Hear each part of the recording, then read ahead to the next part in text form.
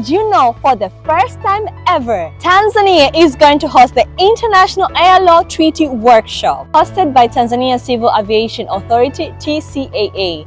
We are excited to invite delegates from different parts of the world to participate in this workshop in Dar es Salaam at Hayat, the Kilimanjaro Hotel. So much is to be expected.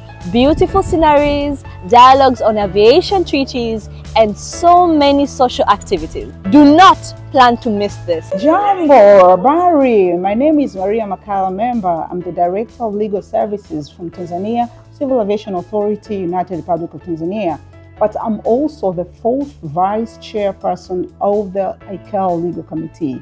And I'm here today to inform and also talk about the upcoming Air Law Treaty Workshop, which is planned to be held here in Dar es Salaam, Tanzania. The main objective of this workshop is to share experience among the states on various challenges of which states are meeting when it comes to ratification of treaties and conventions, but also to build capacity among the member states. And then after that, we share on the way forward on how the state can achieve ratification on the main key international treaty which ICAO is promoting.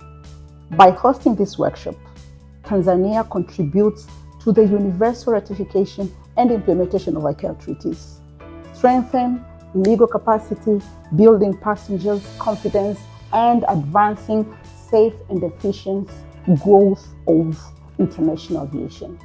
I'm here to welcome you all. Don't miss this opportunity. Karibu Tanzania, karibu Dar es Salaam. To participate, register yourself on the ICAO website www.icao.int. Strengthening the rule of law in international civil aviation, addressing all challenges.